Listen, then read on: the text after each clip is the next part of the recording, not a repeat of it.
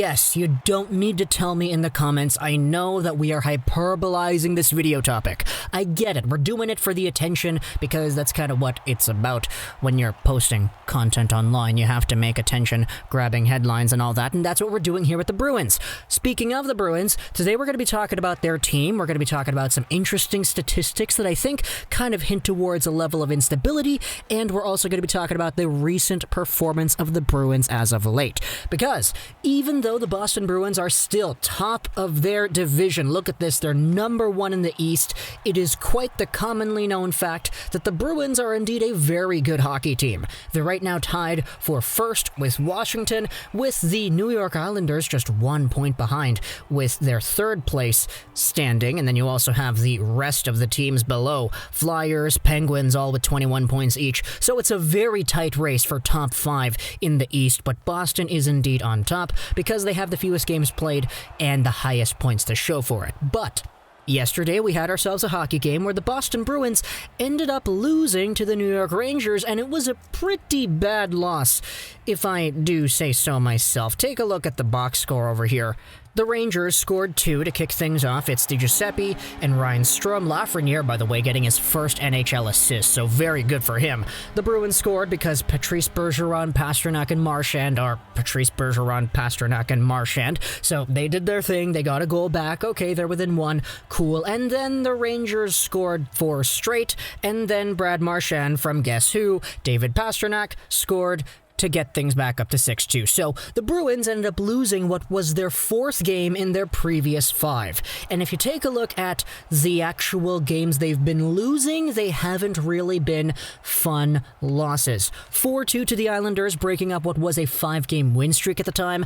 Then you have a loss 3-2, a tight one to the New Jersey Devils. 1 game later, they're actually at Lake Tahoe. They beat the Flyers, very convincing fashion over there. We all kind of know what's going on with the Barbie Girl song. And then the recent 2 games, they've been bad. 7-2 to the Islanders, really not a great loss right there. They got absolutely spanked. And then tonight, 6-2 against the New York Rangers.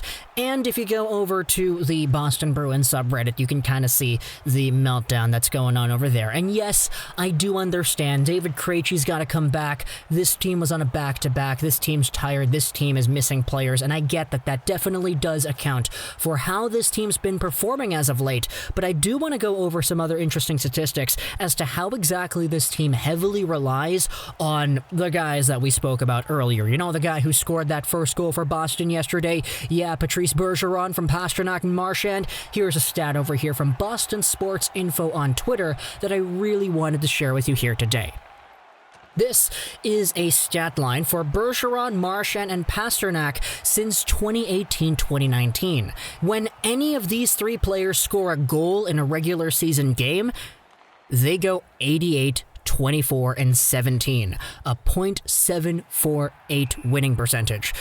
And when none of these guys score a goal, they go 16, 18, and 6 for a .475 win percentage. By the way, if you add all those together, 16, 18, and 6, oh my goodness, that right there is 40 games in the past 3 years wherein Marchand, Bergeron, or Pastrnak have not scored a goal in the regular season. So that's a very, very big chunk of production coming from these players in games.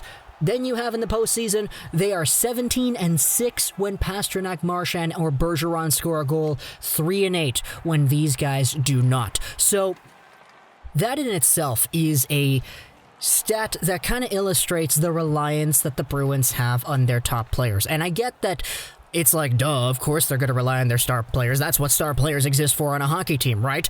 But it gets to a point where the Boston Bruins are becoming a team where when they do not get offense from these guys, they lose a very big chunk of the games that they have compared to when they do get offense from these guys. Now, what exactly do you want that to mean? Well, firstly, it could mean a lack of depth. It could mean the secondary scoring not where it needs to be.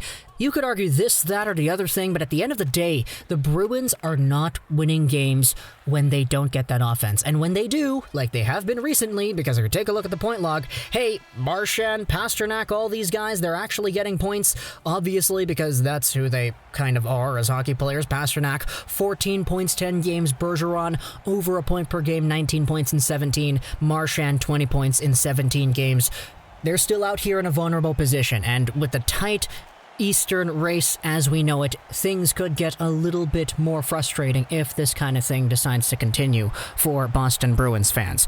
Let's take a look at David Pastrnak, though, because right now in 10 games, he has 9 goals. You want to talk about Austin Matthews getting that 50 and 50 mark? Hey, David Pastrnak is right underneath him in that goal per game category. And I know that there isn't really a possibility for him to get 50 and 50, quote-unquote, because Pasternak's missed out on 7 games. There are 49 games left for him to play, so he won't technically get to 50, but of course, if he is able to continue scoring goals at the rate that we know he's capable of, then the sky is the limit. It's just when you have a team that's been fatigued, that's been slowed down, that's won one game in your last 5, it gets a little bit more antsy, I guess, because the Caps, the Islanders, the Flyers, they've all been winning games, and in pretty high quantities too.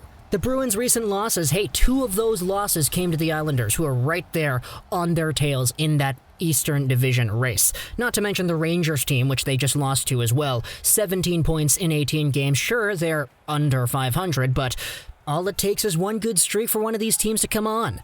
And of course, I don't want to make it seem like I'm only picking on the Bruins because the Bruins are the Bruins, because let's face it, all it takes for the Boston Bruins is one good streak of their own, and all of a sudden they're right back in there, first in the East with a considerable lead.